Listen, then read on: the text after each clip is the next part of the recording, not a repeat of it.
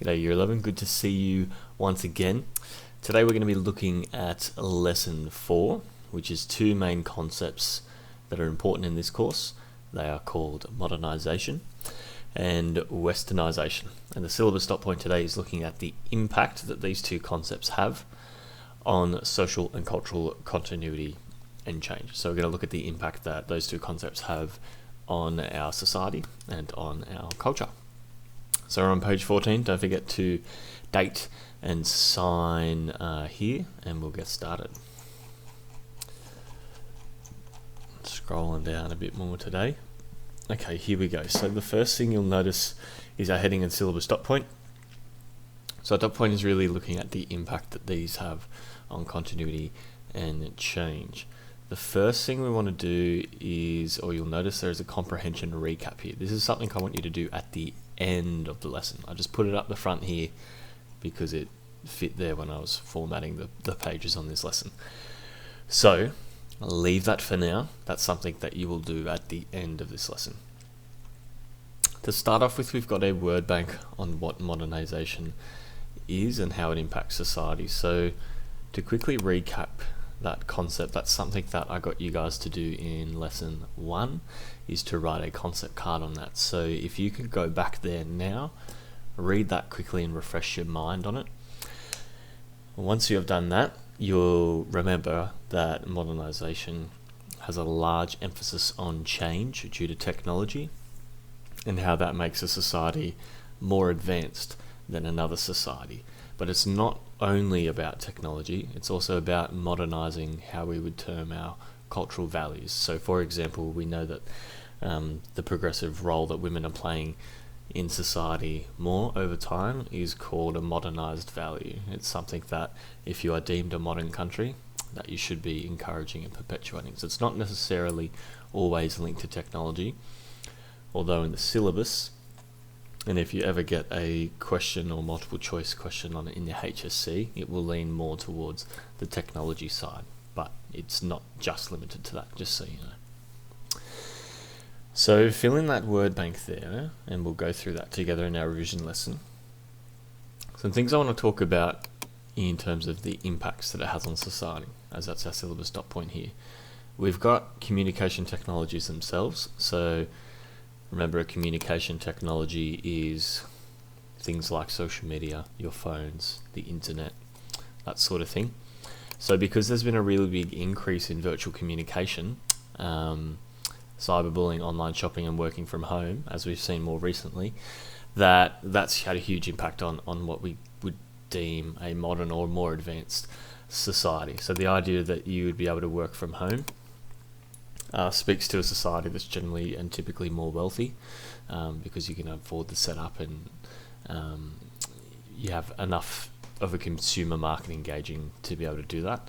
We've got this idea of online shopping, so no longer do you have to go to the shops, you can do it all from your phone. So we've got basic things like that. They're not always positive though. We do have an increase in cyberbullying because of the modernization era.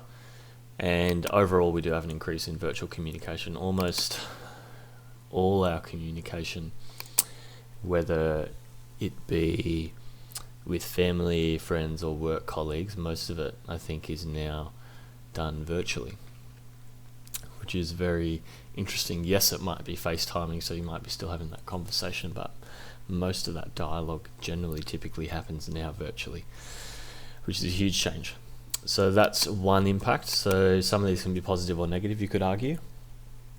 Another impact of modernization on society, which is more of a cultural focus than a technology focus, is that in our last census in 2016, our current one should come out this year, actually, a bit later, but no religion, or people listing no religion, was the top belief system in Australia for the first time ever, at 30%.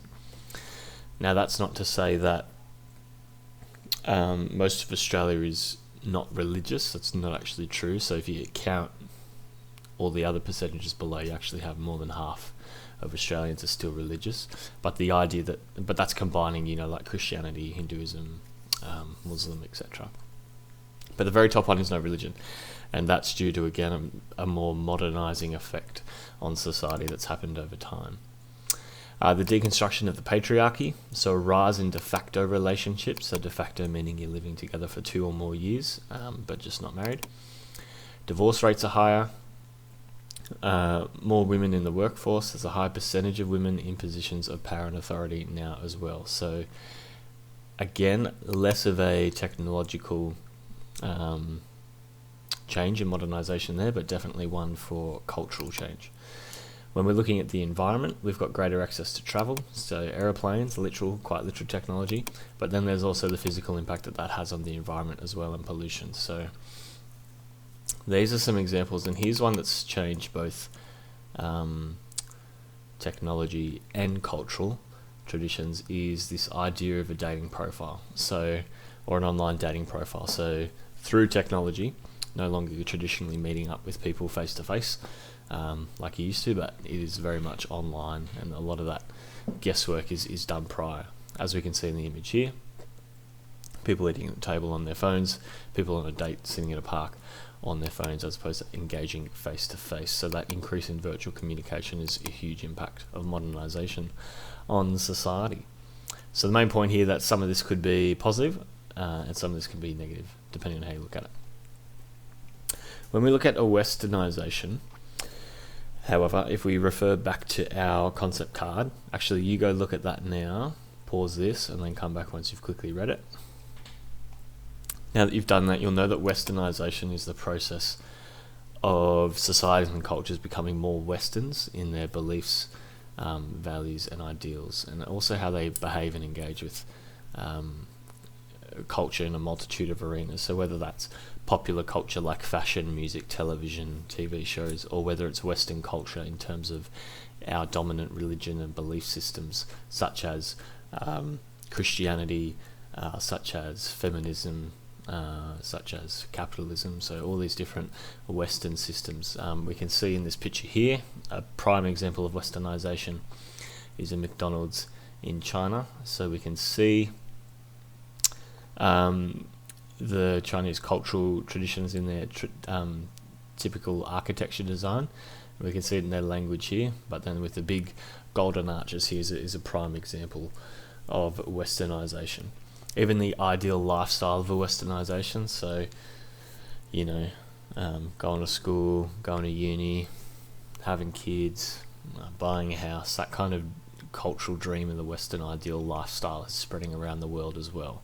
Which leads me to something called cultural imperialism. So I'll get you guys to finish that word bank. So these are some examples of the Westernisation impacts on society. This idea of cultural imperialism is, and if we could actually, we'll create a concept card for that, but we'll look at how to write the definition. That's a really important or cool concept to use. So this idea of cultural imperialism is that the West is best. It's the idea that Western culture is somehow superior to other cultures, and this sort of mindset is evident across the globe because of the amount of countries that are forsaking their own traditions and traditional culture to adopt the Western culture lifestyle or way of life. So for example, many countries around the world are changing their physical appearance to look more Western. So things like skin bleaching is becoming really popular, trying to make your skin look a lot whiter in areas of the world which typically have darker skin. Even hair and how that looks. If you look at the popular styles of hairstyles across the world, particularly Asia, and then even lifestyle changes. So the idea that everyone wants the phone, the fancy car, you know, even our style of clothing, our music, a lot of the stuff that you see in the typical Western movies about growing up as a teenager, all these sorts of changes is sort of subliminally implying that the Western way of life is the best way of life. And it's coined this term called cultural imperialism. The idea with imperial, or imperialism, if anyone does modern history, is an empire. So a lot of people talk about the British Empire being an imperial, and so it's almost like Western culture itself, you know, has its empire across the world because it's so popular now. Another impact is media dominance. So most forms of popular culture around the world, remembering popular culture, we're going to put a little arrow above here, but popular culture is things like TV shows, fashion, music. That's probably enough there. We're going to do that as a topic in later on, but so that's what I'm meaning when I'm talking about popular culture. It's sort of entertainment that we consume in one way or another. So most forms of popular culture around the world are dominated by Western countries. So when we look at music, movies, sport, it's very Western based and dominates most of the market and the interest around the world. This effect has become really globalized. So some examples is this idea or concept of Bollywood. It's Hollywood, but in another part of the world. We've got the rise of Western sports in Asia, where you've got the traditionally European model of soccer becoming a lot more popular over there, and then people adopting Western lifestyles and forsaking their own traditional cultural lifestyle and values for that Western pursuit. We'll also see a decline in cultural tradition and heritage in a lot of areas around the world. So a lot of native indigenous people across the world are now seen as a minority culture. And a lot of this is due to that Western way of life, that cultural imperialism. And it dates back in history quite a long time, when Britain is taken over the world with their empire, assuming that their way of life is the best way to live. It happened in that kind of imperial sense, but then nowadays it's almost happening in that cultural sense, where you have people dressing and engaging with their own traditional culture, whereas now they're very much more focused on presenting as Western as they can. So once you've done that, I would like you to answer these 3 questions. So I'll explain what each of them mean. So question 1, is modernization necessarily progress? Justify your answer. So there's no right or wrong here as long as you're justifying it. So what we mean by is modernization necessarily progress? We're assuming progress is a good thing. Whenever we're progressing, we're going from a point where we weren't as advanced or a point where we weren't as good as we could have been, and we've progressed. So there's a really positive inclination on that word. Whenever you're progressing, you're furthering or developing yourself for better. So is modernization necessarily progress? So the reason I'm asking that is because the definition of modernization in our syllabus is saying that when a country adopts the characteristics of more advanced societies, as opposed to being typically less advanced, that's seen as a positive thing. So do we think that modernization is necessarily always a positive thing, or is it always necessarily progress? So something could be progress even if it has some bad things that lead to more good things, you could say. But on the whole, do you think it's necessarily progress? And I want you to justify your answer. So justify means to provide reasons for. So you have to give reasons for your argument there. Question 2. How may a country experience conflict between Westernization and maintaining tradition? So the idea is, if you could think of a way that a country that's not Western, obviously, might have or show conflict between wanting to become more Western-like whilst maintaining their own cultural tradition. And question 3, what is the implication of using the words modernization and Westernization interchangeably? So the implication here, or this word, if something's an implication, it's a problem. So we're thinking of the negative thing.